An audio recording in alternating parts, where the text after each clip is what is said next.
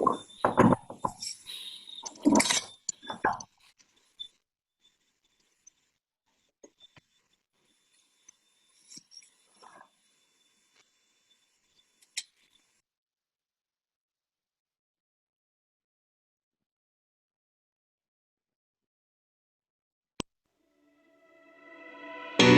you don't wanna see me, did a full 180, crazy, thinking about the way I was. Did the heartbreak change me? Maybe, but look at where I ended up. I'm all good already, so moved on, it's scary. I'm not where you left me at all. So, if you don't wanna see me dancing with somebody, if you wanna believe that anything could stop me, don't show up, don't come out, don't start caring about me now. Walk away, you know how. Don't start caring about me now. Aren't you the guy who tried to hurt me with the word goodbye? Though it took some time to survive you, I'm better on the other side. I'm all good already, so moved on, it's scary. I'm not where you left me at all. So, if you don't wanna see me dancing with somebody, if you wanna believe that anything could stop me, don't show up, don't come out, don't stop.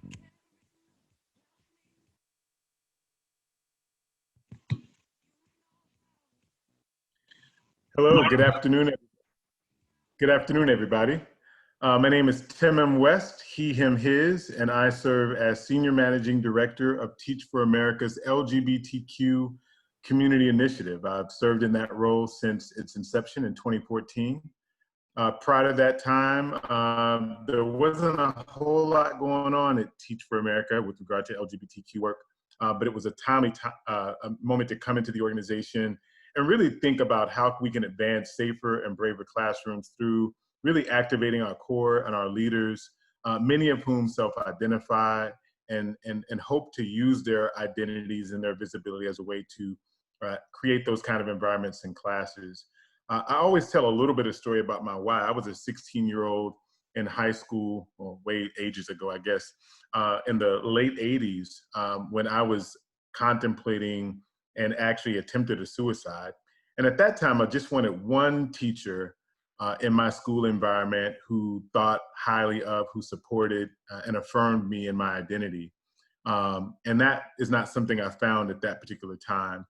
But I also, many years later, got an opportunity to be in classrooms, not through TFA, but I did teach. And when I taught high school, saw the impact that my presence and my affirmation and my ability and just being a good teacher had on so many students who felt like, wow, like if that is something I will identify as, then I will be okay. And so I understand the impact that our core members and our alumni have.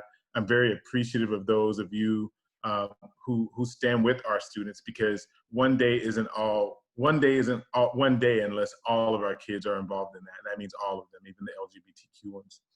I have the good fortune today of introducing a friend and co-conspirator of mine who will be navigating a discussion called Safe is Not Enough. And I named it that because we have to begin to think about the bar of safety, right? We would never say, if the LGBTQ students were not a part of the discussion, we wouldn't use safety as a measure of like a high bar for anything, right? Kids should feel safe in school. They should be in safe environments to learn.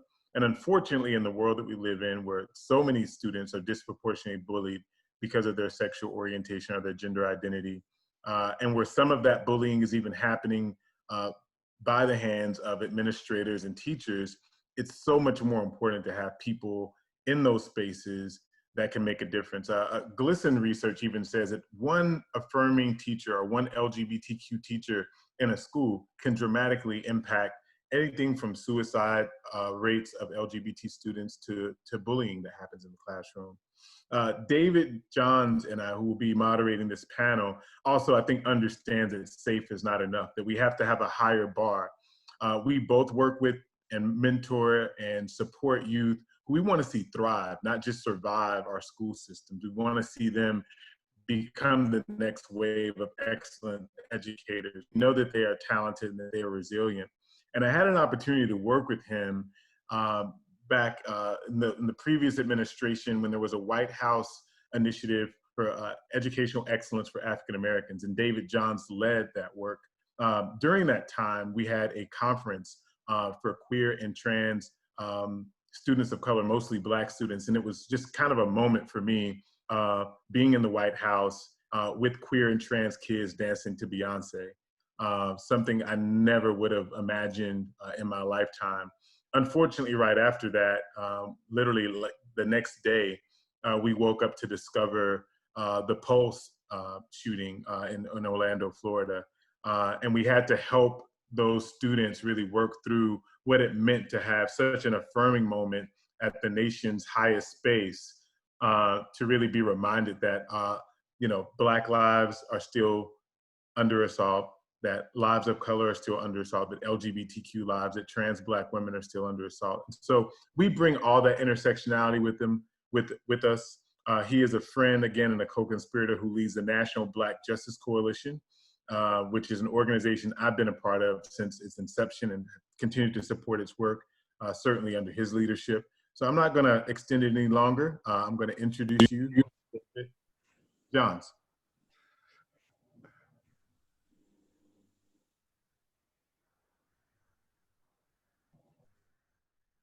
I'm competing with the host to start my video. Hello, everyone. Tim and my brother in this work, my friend, and someone who has been guiding light in the Black queer same-gender living community for some time. Thank you for all that you continue to do. For so many of us, it is my pleasure to facilitate a conversation in this space. No stranger to TFA. Hello, good people. And as Tim had mentioned, I celebrate the educators do God's work. I miss incredibly being in the classroom now. I think often about how my babies, my kindergartners and my third graders would help me to make sense of what's going on in this moment. And I thought it important to start this by helping you all understand that my thinking and how I'm entering this conversation is informed by Asa Hilliard, a sociologist who helps inform my own research, my doctoral research, who says that I've never met a child, in particular a Black child. I would add to that any kind of way minoritized child, so a Latinx child, a child with a disability, a child who is a sexual minority, child who is not a genius. He also says there's no secret to how we support them. We first acknowledge them as human, and we second support them with love. And I think what we all know and what we're seeing reflected throughout the country is that there are too many of our babies, again, babies who did not ask to be born, who never really experience love, are being seen or treated as people. And the results of that and the manifestation of the protracted struggle for radically inclusive social justice has led us to where we are today. And so what I want to invite in a couple of my colleagues and friends to help ground us in a conversation about what's required to make sure, again, that our babies not only survive this moment, but they are able to thrive. And so I want to tap in Sophia, Kezia, and Ren, if they can join us. We're going to make this a group discussion. I will not read their bios because I trust that all of you great people can read. But I want to start this conversation before we get into the substance, acknowledging that educators, again, do God's work, and now it's an especially perilous time. Kezia, if you can turn there you go. Yep. Now is an incredibly perilous time.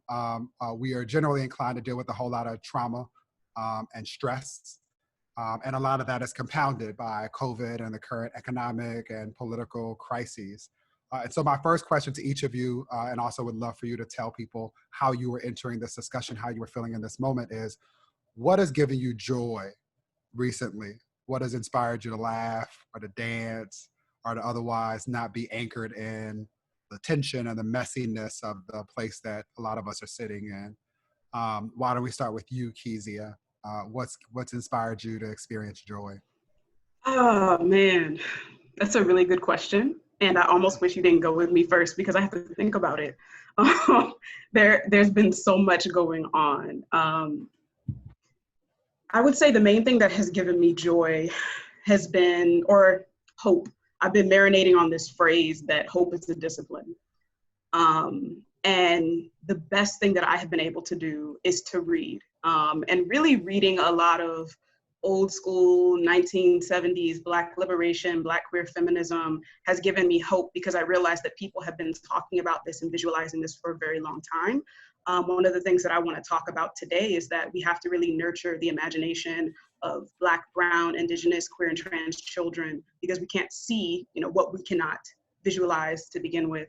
And those books are helping me visualize. They thought this, 50 years ago, so of course we can do it now. So I'll say reading up on what people have already been so passionate about, have laid the groundwork for, has really given me hope that we can get out of this, that there's a way out of this, that this is not new. We're talking about abolishing these systems and people have, written books and dissertations. So there's a way out. They are. I feel like you've been talking to my advisor because I need to write my dissertation. We're gonna definitely start with this point about imagination. But what book is open right now for folks who want your bibliography like I do? What do you read? What's at the top of it? I'm reading How We Get Free right now. And I haven't reread it, but about 6 months ago, I read this bridge called My Back. And I'm thinking about a lot of what was in this bridge called My Back. Yeah. Okay. Thank you. I appreciate that. Ren, same question to you, Dr. Robbins. What's giving you joy? I have my grandkids and kids with me this week. And what is really giving me joy are the discussions we've been having with them. And, kids have a very different context than the context that I had when I was their age. We hadn't been talking about what is racism. We hadn't talked about what is social justice education. And these kids have, a context for, speaking elegantly about racism, what it is, and its structural foundations. And they have an eloquent description of social justice education. And so that brings me such hope, the evolution of what's going on, and the hope and optimism of our young ones. That's what gives me real hope.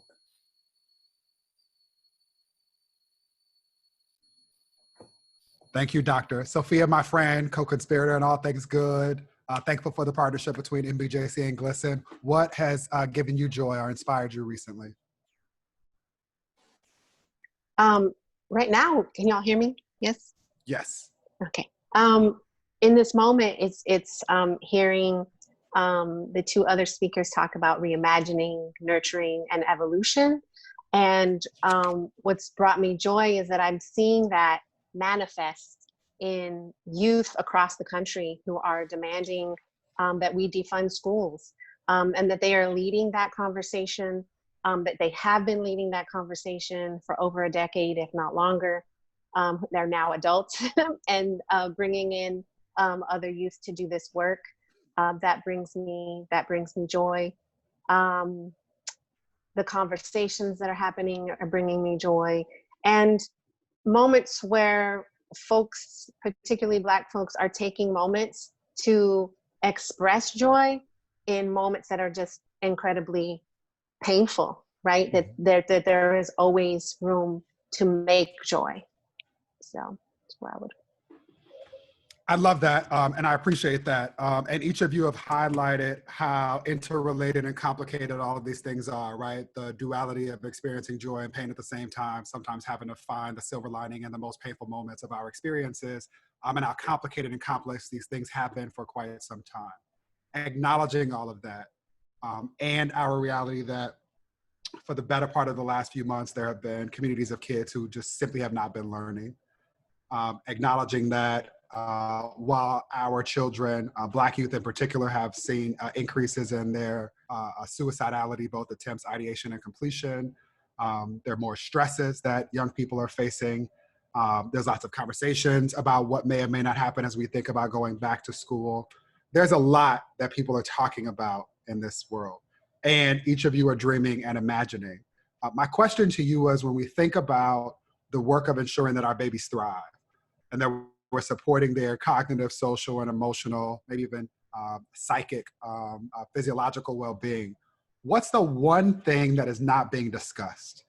What's the one thing that we're missing that if we don't figure this out before we return to whatever we're returning to when we return to it, that it'll cause irreparable harm, or the thing that you're most worried about us missing or getting wrong? I would say ableism. That's still not at the center of conversations on LGBTQ equity and inclusion. We're still missing the mark with that. And it's especially ironic that we're in the middle of a pandemic and we're still not able to have these conversations about who's being left behind and who will be further harmed. You know, we're all being harmed right now, but there definitely is, you know, people say it's not a competition, and it's not. But if we were to keep score, there are some people who have more points on their sheet. So I think that not centering the most vulnerable, not centering the contributions and voices of disabled people is truly giving us a disservice in dismantling these systems of oppression. Because if that's not at the center, which many of these are, right? When we talk about like social Darwinism and so on and so forth, so much of that is rooted in ableism, and so much of education is rooted in ableism. So I think that if we were to reimagine how we can get free, how we can have affirmed and safe spaces, we have to think about how we're making sure that we're centering disabled voices. Before we tap in others, can you say a little bit more, which is one, I want to acknowledge that the 50th anniversary of the Americans with Disability Act is upon us. It happens next month. And acknowledging that often we as educators are able to anchor lessons and increasing competence around significant moments in history. How would you encourage people who don't yet know how to do that work to shift and to center ableism or otherwise dismantle some of the systems that you've highlighted? I don't have all the answers, certainly, but I would say first and foremost, one of the worst things I think that we do in education is to focus on the deficits of students' learning, and to really approach the work as how smart you are, how capable you are, is usually how well you perform white supremacy, how well you perform dominant cultural norms that we think are normal or we think can quote unquote get you out of the hood, or so on and so forth. When in reality, if we focus on what you are already good at, what you're already passionate about, and giving students the resources that they need in that, and advocating for students, because I've had so many students come to me and say, you know, I'm not good at this thing, but I'm good at this thing. I really want to do this. This is how I can show off. This is how I can, you know, get wherever I need to go in life. Can you talk to this advisor about this? Can you talk to this guidance counselor about this? Can you advocate on my behalf? As long as we're listening to the students and telling people who need to know and who can get them somewhere what they need to do, that's a really great first step, is to listen and to advocate in a way that you're not speaking over anyone, but doing what someone is asked of you. Yeah, I love it. I want to request that you don't offer that you don't have all the answers, because you do. You offer two beautiful answers in that, which is to center, I'm going to start with celebrating our babies' assets and to listen to the babies. I love it. Sophia, same question to you. What are we missing? I think I would add on to what Keisha just mentioned. And I think that many of our students have the answers, or at least if we give them a platform to share what their needs and what their priorities are, rather than always asserting what we believe the priorities to be, that we could really learn a lot. And I think that they would also give us an opportunity to see things from an integrated lens, so that when we're talking about bullying, when we're talking about disciplinary practices, when we're talking about other policies that really negatively impact LGBTQ plus students, those with disabilities in particular, those of color in particular, that we might have a better picture of solutions. But I think prioritizing students, their voices, what their solutions are, because these are the systems that impact their lives the most, that we could learn a lot. And so I say that because, again, I bring us back to this movement that is happening across the country. defunding schools is not a new issue. It has been around for decades, and yet now we are listening, right? So what are the other ways that we can listen to students as we go back to school, before we go back to school, when we are in school? Where can we offer these platforms to listen? Love it. Doc, same question to you. What are we missing?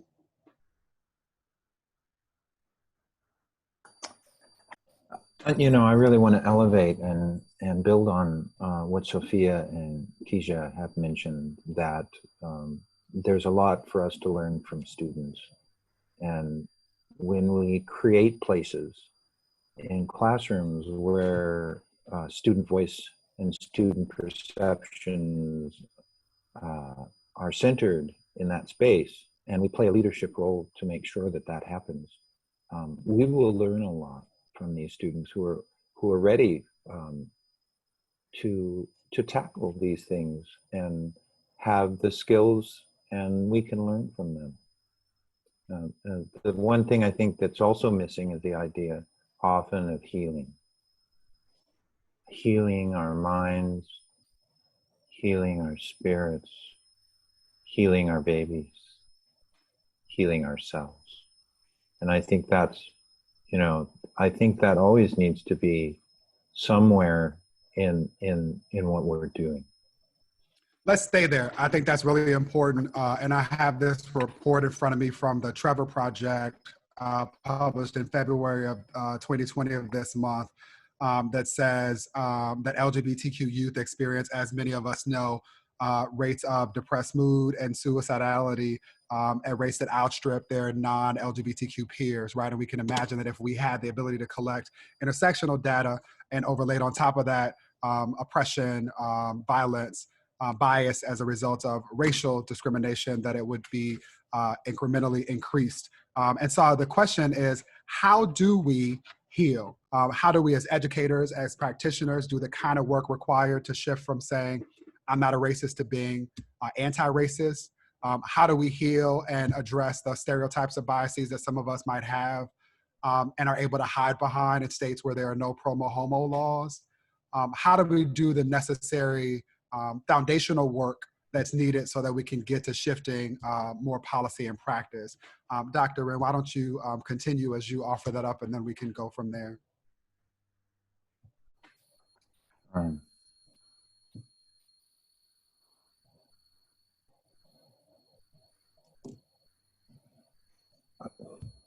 Healing is something that requires our attention, and comes from when we ask for help and build communities that have your back, and communities that allow you to share and not judge you about the experiences and feelings that you bring into the classroom. So how do we create a non-judgmental form of pedagogy where our kids have this chance to have their voices heard and to use their voice creatively to change the world? And that brings healing. I love that. And I heard in that Tim, when he talks about creating brave spaces where we feel comfortable taking risks, the kind of risks that are required to shift. Sophia, same question to you, acknowledging that there's so much work to do. How do we heal? Where do we start? Well, I think because we're speaking to, I think it's like 3,000 of these amazing educators out there, right? Today, I think it's first and foremost starting with yourself, acknowledging that there is unconscious bias, that there's work to be done internally, to not necessarily place that upon the students that you work with, but to work in partnership around not only changing the environment in your classroom, but the environment across your school community. I think that in order to heal a classroom, we have to see it as an extension of the larger school community, which is then a part of the larger community that is impacting what is happening at school, right? There's a relationship that's happening. I think relationship healing also needs to happen. There are communities who have been negatively impacted historically by the educational system. I think with healing, there comes accountability. And so where are the moments where communities can come together and have conversations about what healing looks like, that also involves families? I know that for myself, being a queer parent, having raised 2 children through the public school system, I often felt invisible, felt like my family was invisible. So I think in the healing, there also needs to be visibility, there needs to be representation. Our voices need to be included. Yeah, there's a whole lot of work. And then there's the systems work, right, that needs to happen. I believe teaching is a healing practice.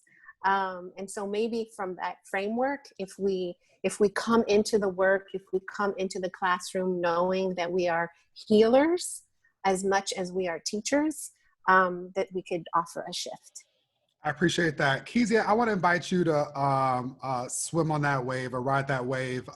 And Sophia mentioned how there are times where some of us can feel invisibilized or erased. And in particular, in this moment, there often is, when people are not thoughtful, a tension between that which is thought of as belonging to Black people and there's pursuit of racial social justice and this movement for LGBTQ equality. How do we as educators hold space for both and rather than the tyranny of either or? What does that look like?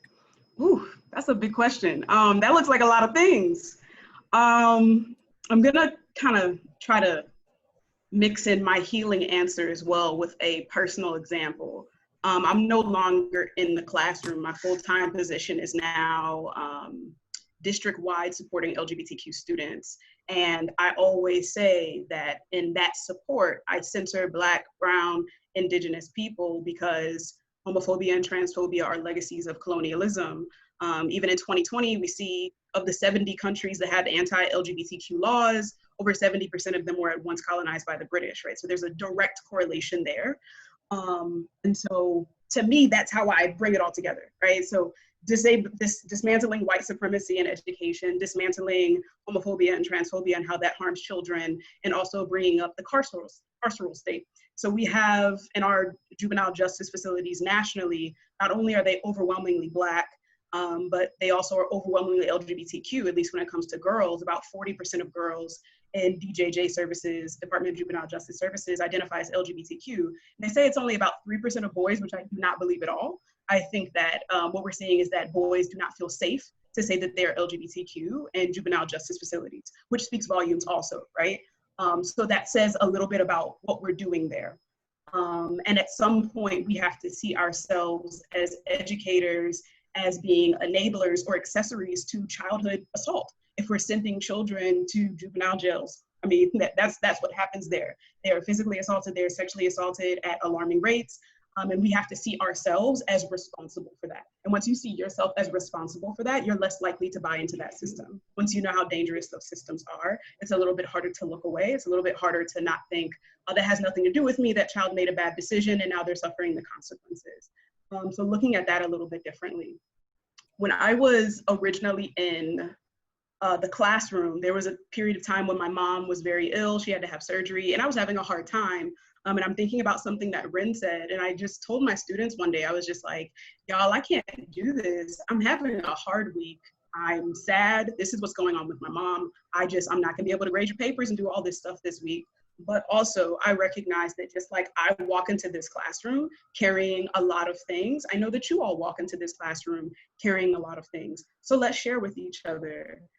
And I went on Google and I looked up shoe and I printed out a bunch of shoes, and they were just blank shoes, and I blew them up so that students couldn't write in them. And at the top we wrote, "This is what I walk with every day." Right? And I said, tell me what you're walking with. Tell me what you're carrying. This is what I'm carrying. I'm modeling the vulnerability. I don't know how y'all are gonna receive this, but like your teacher is struggling. And tell me what you're walking with. And I said, on the back, and tell me if you want me to post it, and we'll make a wall in the room. And that week, that's what we did. We like made a wall in the classroom called like our vulnerability wall. And about 70% of the students said I could share them. And I just learned so much from my students. They were just like, you know, my mom's dealing with alcoholism, and it's my responsibility to keep alcohol out of the house, and so on and so forth. And this parent just died, and somebody just got locked up, and I'm having a really hard time. Most days I don't have food to go home to. That's why I always have an attitude in your class. I'm really sorry. You know, like all of these things that I just never would have heard from them throughout the year had I just continued to pretend like nothing was wrong with me. So I definitely want to echo with Bryn, healing has to start with yourself. And decolonizing our schools starts with saying these standards are white supremacists, and we're centering the social emotional needs. From that point on, I didn't have the same issues in class that I had as far as students like being upset all the time or taking their emotions out on me. We got to have that conversation. So that's where it starts. That's where the healing starts, you know, being first personal, local, and immediate, you know, saying what you're going through, holding space for others to say what they're going through, honoring that, putting it up on the wall, and allowing other people to say like, hey, you shouldn't make fun of this kid because he's dealing with a lot right now. And also acknowledging that these systems exist and teaching our students about those systems as well. My God, educators do God's work. I thank you for that. I'm in this moment mad and in my feelings because I wasn't in your class. I'm also reminded of the value of the space that Tim had mentioned us creating together, which for me was a powerful indication that too often we demand that kids demonstrate what they know and have learned before we ever ask them if they are well. And so I appreciate you being able to connect what is often thought of as separate macro and micro issues to the importance of understanding that it's all about how we are well. I want to also lift up, very much connected to some points that Sophia made earlier, Yolanda Celia Ruiz, who is a professor at Columbia University Teachers College, talks about critical humility as the thing that we as educators need to adopt so that we can do the work that Kezia described and being critical of these systems, some of which we participate in and contribute to, while also working to shift them at the same time. With that in mind, I want to draw the line between where you were, Kezia, and where you mentioned us needing to be previously, Sophia. And that is acknowledging that our babies learn in all environments. The learning and their development is not restricted to classrooms, which has, again, been blown up in the era of COVID, right? Like us now thinking about what it means for them to go anywhere to be schooled. And so my question, again, thinking about the importance of policy, which you named, Sophia, and acknowledging that this is about a longer movement. We talked about the abolition movement and invest, divest as things that have not been in vogue, but have always been around. So my question to each of you is, what's the ask? Acknowledging that there's so many people, at least 2.4 thousand people that are watching now, there are people that will consume this after we are no longer live. What's the one thing that we as a community should be focused on to make all of what we've talked about in this short amount of time real and possible for our babies? Sophia, why don't you start? That's the $1 million question, it feels like. I wish I had a second to think about it. If you need a second, take it. Yep. Yeah, if you need a second, take it. I do want to just mention an appreciation around the transformative practice that Kezia shared. And I think that at least that's what I heard. And I think that if we are able to exemplify those practices, lean into them, create permission for educators to be able to do that, to lean into vulnerability, and to create spaces for educators to come together and have those conversations. Because I don't know that that's happening. I also worked at an administrative level supporting LGBTQ students. And I just know that educators were just terrified of doing something wrong.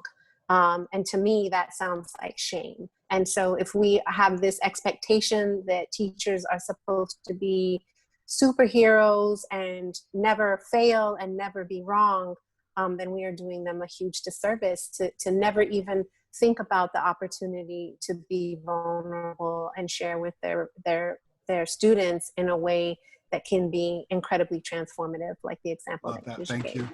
So I know I didn't answer your question. No, you definitely did. I just wanted to give no, you definitely did. love. I appreciate that. You definitely did. Also want to honor that we do that as educators, right? We ask questions sometimes expecting an answer, but should honor that it can be received and shared and engaged in whatever way feels right in that moment. So thank you for that, Sophia. But same question, I'd be interested in either of your thoughts, Kezia or Dr. Wren. What's the ask? What should we be focused on as a community? Students will heal and will thrive in our classes when we don't ask them to check their identity at our classroom door. And so that's the big ask. How do you make sure that every student sitting in your class, they've been invited as a whole student, not just an academic mind, not just as the center of the bell curve kind of place, but whoever they are. How do you invite them? In the Mohawk culture, we begin anything important by first stating that we need one another. I need you. I need you. I need you.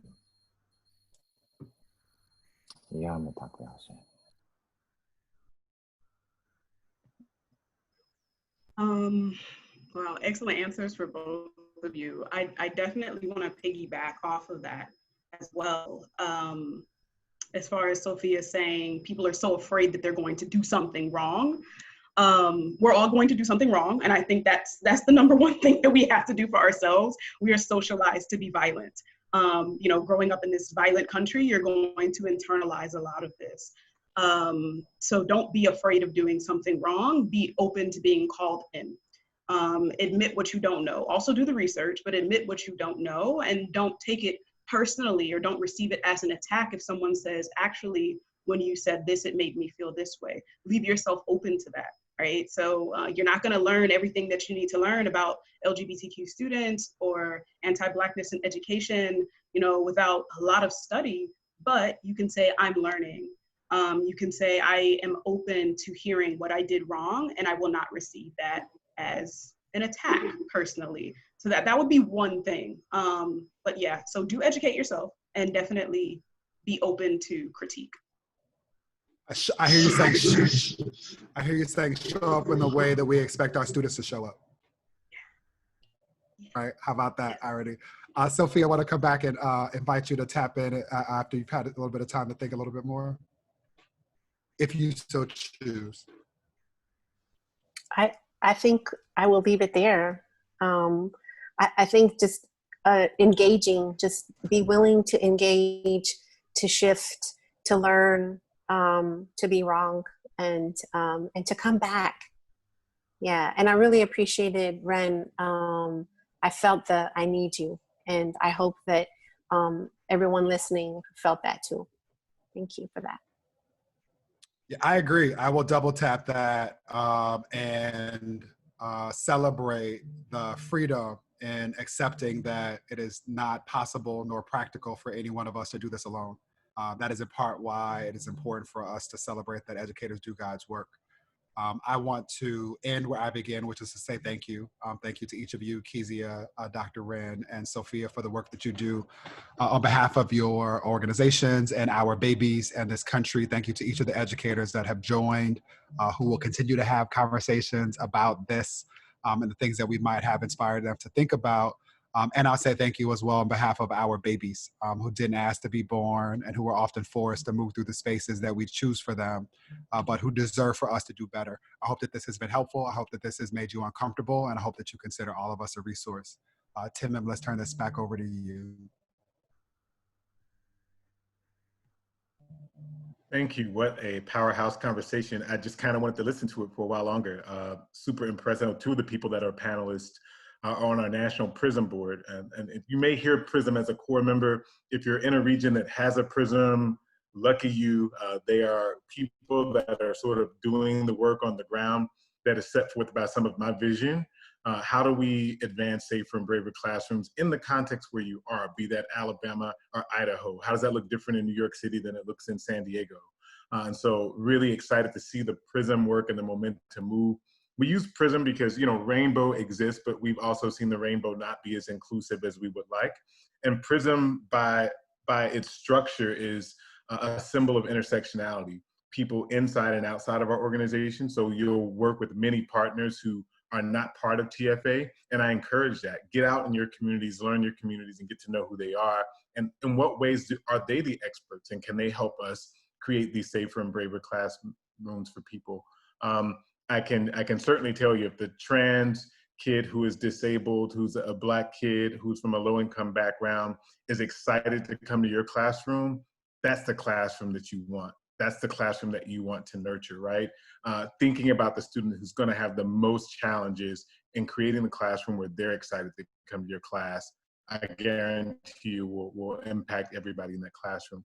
So as a transition from this amazing panel, and as sort of a return to, I talked about working at the LGBT Center on Halsted in Chicago. I had an opportunity to work alongside and with, and even as a supervisor, she might even say boss at one point, but certainly somebody I was learning from the entire time, and have continued to see Precious Brady Davis grow and just be an amazing leader.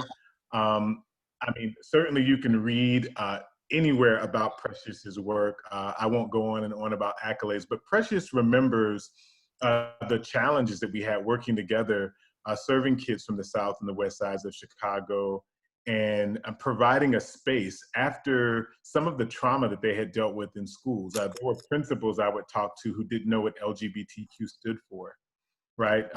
There was a principal I talked to one time who said that the kid wouldn't be bullied if he act like a man or like a boy, right? And these are school administrators. And so we still have work to do. We saw the deception of the marriage equality, that marriage equality didn't solve everything, but in fact, it illuminated and made more visible the issues that we have. And we also see that, like, even with employment protections, I had a Black trans young woman say to me, how should I be worried about being fired if I can't even get hired, right? And so, you know, our trans kids that are coming up in this system who are in our schools, how do we, you know, with Teach for America's focus being on creating pathways for youth to be able to thrive and take care of themselves and their families, when we think about Black trans women or Black trans kids or Black queer kids or Latinx queer kids or immigrant kids who are queer, how do we make sure that they're coming into a world where they can thrive? And so I know someone who's going to bring it home for us. I'm so proud of you, Precious, and I'm just going to let you talk before I get emotional. Oh, thank you so much, Tim. Thank you so much for having me this afternoon. Greetings to everyone who is on this broadcast. I know that we are living in a crucial moment in time, a crucial moment in American history, as we do what Dr. King said, that we bend the arc of justice, that is what this moment calls for. I'm Precious Brady Davis. Like Tim said, we did work together at the Center on Halsted. He was my boss. It was great working for him, and I'm so glad to see the work that he's now doing at Teach for America. I am a nonprofit professional, and I have been in the field for over 10 years. I currently am the Regional Communications Manager at Sierra Club, which is an international environmental organization, and I oversee a campaign that advocates for clean air, clean energy, and clean water in order to transition away from dirty fossil fuels. But for this conversation, I am putting on my educator hat. I do a lot of conversations locally, nationally, and internationally around trans history. And for this conversation, I wrote some remarks, but I also am going to read from We Are Everywhere, as I feel that in this moment of time, that it's important for us to return to the history. It's not that the history isn't there, we're just not talking about it. And so I'm gonna start with my remarks, and then I'm going to read, like I said, from We Are Everywhere. We're going to read Sylvia and Marsha's words, what they had to say at the dawn of gay liberation. Names, spaces, places, and faces matter. They speak to identity and origin stories. Today, currently, we have a great history that is erased and is not taught in K through 12 education.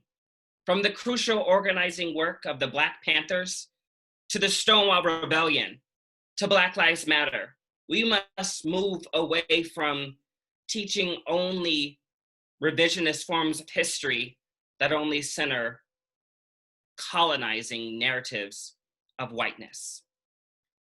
Currently, 4 states in the country currently require that LGBT history be taught in schools. When people see themselves included in the arc of history, one has the ability to say, I can be that too. When our history is removed from us, we are erased and led to feel isolation. The Trevor Project found in a study done by the CDC that lesbian, gay, and bisexual youth contemplate suicide almost 3 times at the rate of heterosexual youth. Far too many individuals find themselves becoming aware of lesbian, gay, bisexual, transgender, and queer history in a college gender or sexuality course, which removes the opportunity for queer young people to come into contact with stories of people who look like them and that have travailed the course of history, so that individuals like myself can be out and proud today. We know that not all young people choose to pursue higher education. Some directly enter the workforce or choose a trade school and do not have the opportunity to be exposed to the vast social history of marginalized narratives. We must look back to the first modern uprising in American queer history to see the progress that we've made in the past 50 years that led us to the Bostock versus Clayton opinion authored by Justice Neil Gorsuch, granting LGBTQ Americans employment protections based on sex. In Los Angeles, in 1959, trans folks and street hustlers protested the police for their treatment of LGBTQ people at the Cooper Donuts riots, which broke out in a queer locale after the police arrived and began harassing several drag queens demanding their IDs, a tactic that was used to spur harassment and humiliation in the lives of trans folks, much as we still see today. Gender variant people, including drag queens and trans folks at the time, they conversed about an informal standard regarding carrying 3 articles of clothing that corresponded with their gender identity at birth so that they wouldn't be arrested for indecent exposure, or so that they wouldn't be charged with the act of cross-dressing or the act of masquerading in public. Many individuals were arrested for these acts, as homosexuality was mainly illegal in the United States during this time and diagnosed as an illness or a neurosis, an idea that was later further propagated by the 40th president of the United States, Ronald Reagan, and is still a common belief by many faith groups in America. Gay bars became a space for individuals who were cast to the margins to congregate, even while fear was ever present and survival was a daily struggle.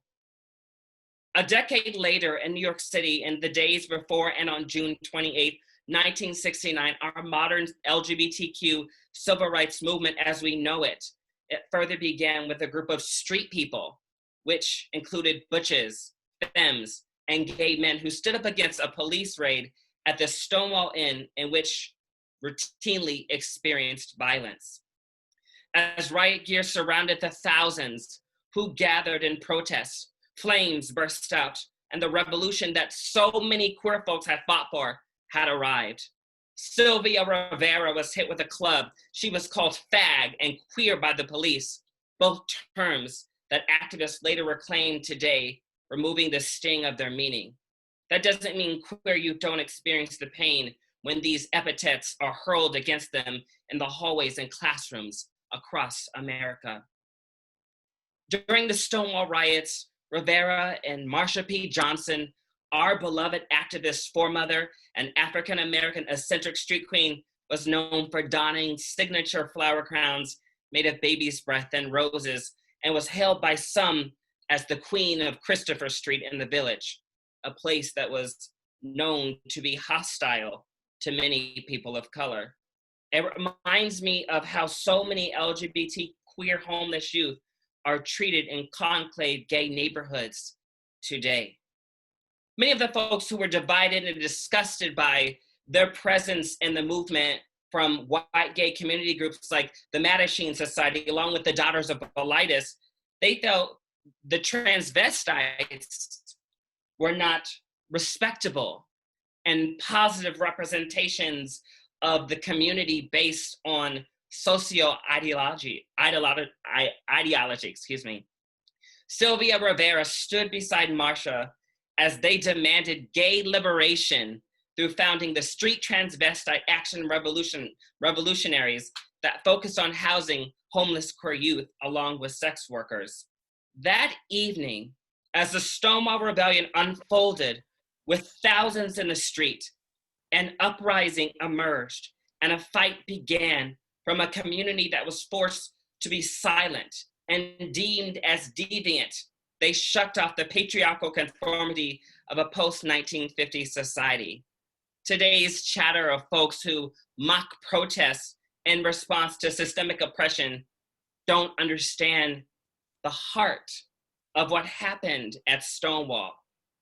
We must continue to speak the names of Sylvia Rivera and Marsha P. Johnson and the countless others who stood at the forefront of gay liberation.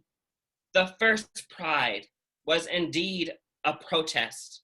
And we must teach our children. They deserve to know at what cost our freedom cost, and that we can all be free on the forefront of struggle.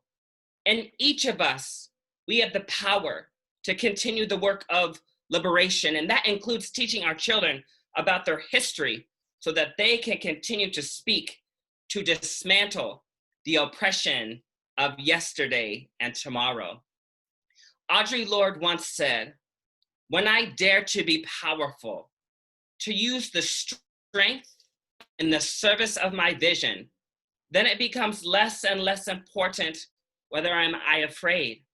It is not our differences that divide us. It is our inability to recognize, accept, and celebrate those differences. Your silence will not protect you. If I didn't define myself for myself, I would be crunched into other people's fantasies for me and eaten alive. The master's tools will never dismantle the master's house. I am deliberate and afraid of nothing. When we speak, we are afraid our words will not be heard or welcomed. But when we are silent, we are afraid. So it is better to speak. Revolution is not a one-time event. Our vision begins with our desires. And I want to read the words of Sylvia Rivera. More than anyone, Sylvia Rivera embodied the chaos of the gay liberation era. In fact, Lee Brewster later said Sylvia was gay liberation. She was frantic, uncompromising. She was consumed by anger, idealistic, and easily manipulated. Sylvia saw anyone's oppression as her own oppression. After being arrested gathering signatures for Gay Activist Alliance in 1970, she committed herself fully to the movement, announcing to her sister queens that after waiting for the day that we could all get together with all of the gays and be heard, the time and days are here and Gay Activist Alliance is here to stay, she would say. The hostility at Christopher Street Liberation Day in 1973 was rooted in this institutionalized rejection of difference, a failure by those with greater political power to acknowledge the struggles of those with less. When organizers refused Gina Leary's request to read a statement denouncing drag as sexist, It proved a need for lesbian feminist liberation, the lesbian-only group of which Olia was president, that her hostility towards drag, it showed a lack of respect for the queens who've been on the front lines of gay liberation. And to Sylvia Rivera, who wanted to speak on behalf of queer people imprisoned on gay charges. Her exclusion from the rally marked a collective retreat from the ideals that had brought her to the movement in the first place. As opposed to O'Leary, though, Sylvia hadn't approached organizers beforehand. If she had, Brewster wrote at the time, there'd be a small chance that they would have even let her speak, given that all of the groups were in favor of the rights of gay prisoners. As it was, Sylvia spent the day fighting, that is literally clawing, punching, and kicking her way to the stage, refusing to leave until given a chance to address the crowd, to which she said, "Y'all better quiet down. I've been trying to get up here all day for all you gay brothers and your gay sisters in jail that write me every week and ask for your help, and you don't do a goddamn thing for them. I will not put up with this shit. I have been beaten. I've had my nose broken. I've been thrown in jail. I have lost my job. I have lost my apartment for gay liberation, and you all treat me this way. What's wrong with you all? I believe in the gay power. I believe in us getting our rights, or else I would not be out there fighting for our rights. The people are trying to do something for us all, and not men and women that belong to a white middle-class club. And that's what you all belong to. Revolution now. Give me a G. Give me an A. Give me a Y. Give me a P. Give me a O. Give me a W. Give me an E. Give me an R. Gay power. Gay power. Thank you. And the reason that I read that passage, as we stand in this pivotal moment of history, as we protest the brutality that's happening to African American men, that we protest the brutality that's happening, the epidemic of violence against trans women of color, as we see the epidemic of violence that's happening to Black trans men, to Latinos and Latinas. I feel that it's important that we bring our history into the room, that we speak to the woman who was at the front of the line so that we could be where we are today. It's not that the history isn't there. It's not that it's not being taught. And so there is history, their words are recorded. There is video of our foremothers. And I believe at this moment in history that we have to centralize the needs of those who are most marginalized.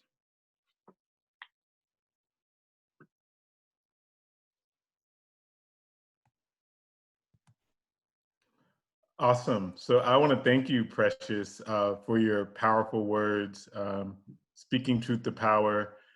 You know, I'm also aware that so many who are listening to this call don't identify as part of the LGBT community. And it kind of goes back to my philosophical roots. Some of you know this, some of you don't know this, but I used to be a philosophy professor at one time. And there's this popular saying, like, if a tree falls in the woods and no one hears it, does it make sound?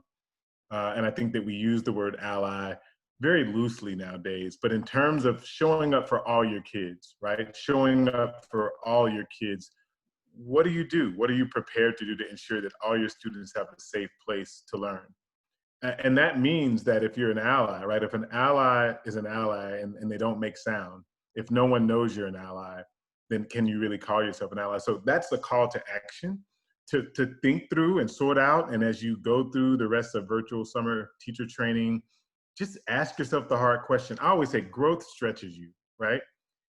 If it's always comfortable, if nothing challenges you and it's very easy, that doesn't lead to a lot of growth. And I think even in my own experience as a cisgender Black queer man, I continue to be challenged by my immigrant brothers and sisters who remind me of the benefits that I have as a citizen of the United States. When I think about my cisgender identity, I continue to be challenged by my trans brothers and sisters about the privilege it comes with that.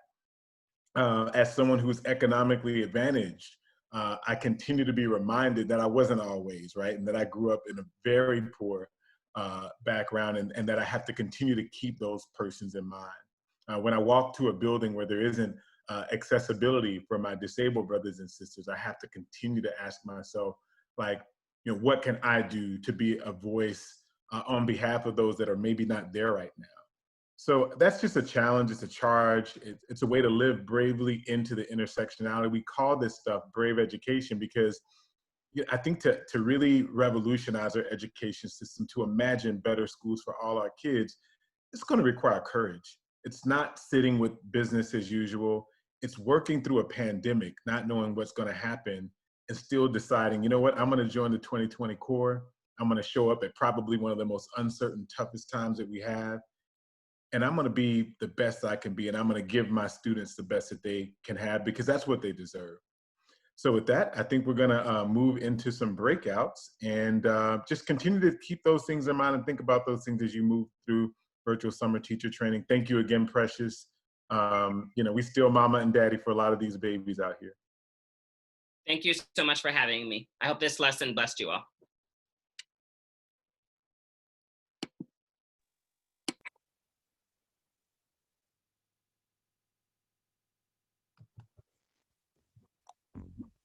Yeah.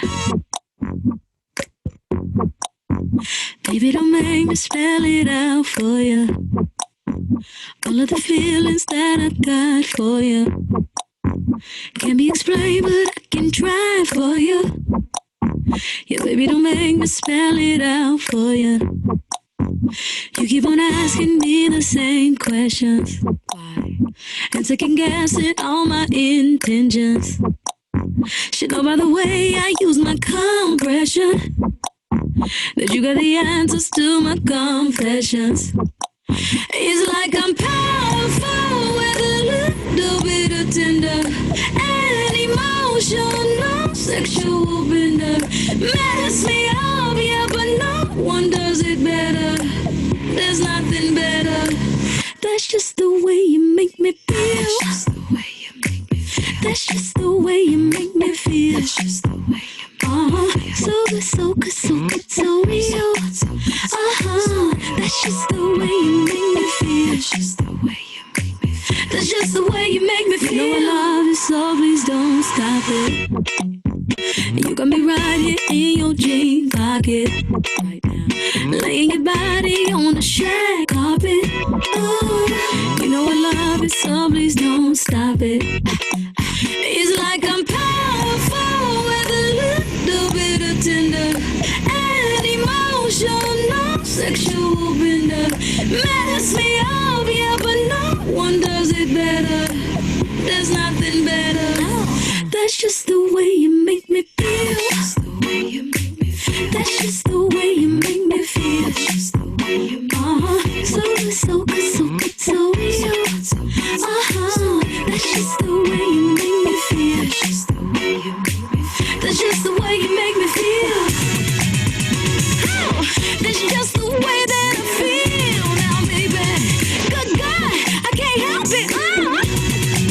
Hey, that's just the way that I feel. Yeah, please, I can't help it. It's like I'm powerful with a little bit of tender and emotional sexual bender. Mess me up, yeah, but no one does it better. There's nothing better. Damn. That's just the way you make me feel. That's just the way you make me feel. So good, so good, so good, so good, so good.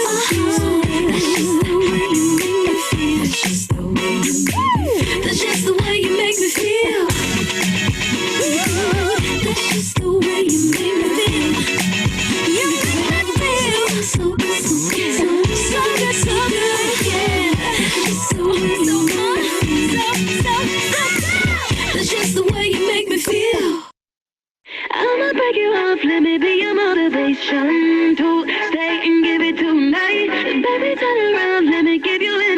'cause I do it so right.